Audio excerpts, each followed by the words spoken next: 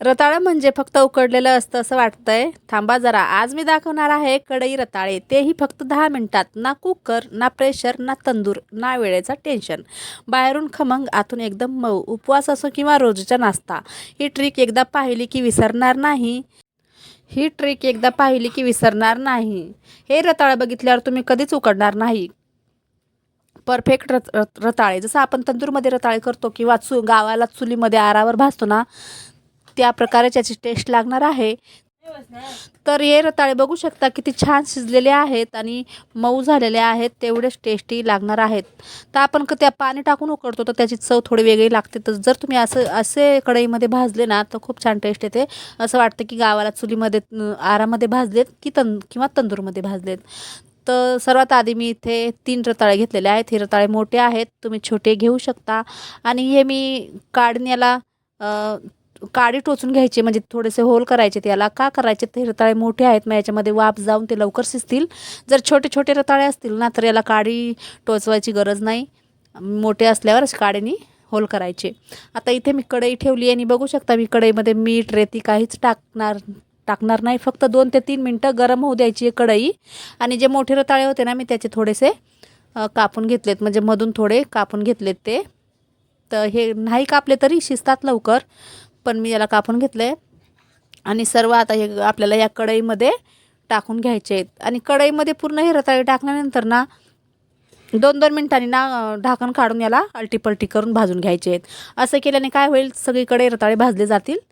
तर इथे आता मी याला झाकण ठेवणार आहे आणि 2-3 मिनिटांनी मी झाकण काढून याला पलटी करणार आहे. तर मी 2-3 मिनिटानंतर बघू शकता थोडीशी सुरुवात झालेली आहे भाजायला हे रताळे. तर आता याला पलटी करायचं आहे आणि याच्यानंतर अजून 2-3 मिनिटांनी एकदा पलटी करायचं. असं 2-3 वेळा 2-3 मिनिटांनी पलटी करायचं आणि 10 मिनिटात हे रताळे भाजून रेडी होतील. आणि असं केल्याने सगळी टेस्ट याच्यातच असते. म्हणजे आपण पाण्यात जसं उकडतो ना तर पाण्यात अर्धी याची चव निघून जाते. तर तसं न करता असं तुम्ही करा. आता उपवास असो किंवा कधीही खायचे असतील तर तुम्ही रताळे असं करून बघा, न उकडता असे करून बघा. एकदा करून बघा, परत तुम्ही उकडणार नाहीत, पाणी टाकून असंच करणार. तर नक्कीच अशा प्रकारे ट्राय करा आणि माझा व्हिडिओ पूर्ण बघा. माझा व्हिडिओ आवडला असल्यास माझ्या व्हिडिओला लाईक, शेअर, कमेंट जरूर करा. माझ्या चॅनलला एक सबस्क्राईब नक्कीच करा. आता परत 2-3 मिनिटानंतर मी याला आलटीपलटी करून घेत आहे. आता इथे ना थोडेसे म्हणजे थोडेच कच्चे बाकी आहेत, बाकी सर्व शिजलेले आहेत हे. तर याचा सुगंध पण फार छान सुटलेला आहे. आता याला ना आपल्याला सुरीने चेक करायचं आहे आतमध्ये म्हणजे आतपर्यंत शिजलेत की नाही.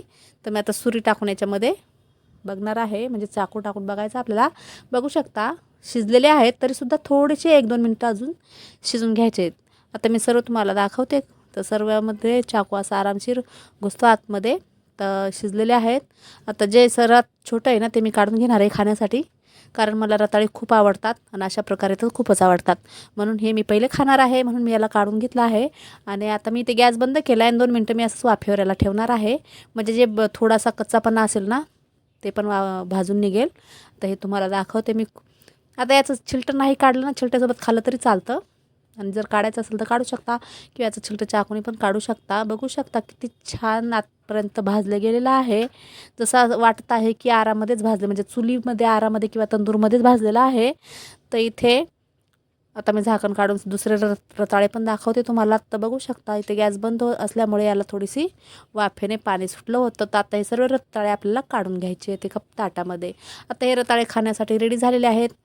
तुम्ही दूध याला सोलून असं बारीक करून दूध टाकूनही खाऊ शकता किंवा थोडंसं मध टाकूनही खाऊ शकता किंवा असंही खाऊ शकता. आता उपास असेल तर तुम्ही अशा प्रकारे करून खाऊ शकता. आणि जेव्हाही तुम्हाला चुलीमध्ये म्हणजे आरामध्ये भाजलेले रताळे खायची इच्छा झाली असेल तर तुम्ही असे गॅसवरही करून खाऊ शकता कढईमध्ये. आता मी ना एक रताळं तुम्हाला सोलून दाखवते आणि कापून दाखवते. आता इथे मी रताळं सोलून घेत आहे. असं गरम जर लागत असेल, म्हणजे सोलताना आता गरम येत नाही, तर आपण याला सुरीने पण याची साल काढून घेऊ शकतो. तर मी याला सुरीने पण काढून दाखवते तुम्हाला आणि हाताने पण काढून दाखवलेलं आहे. आता इथे सर्व साली काढून घ्यायच्या आहेत.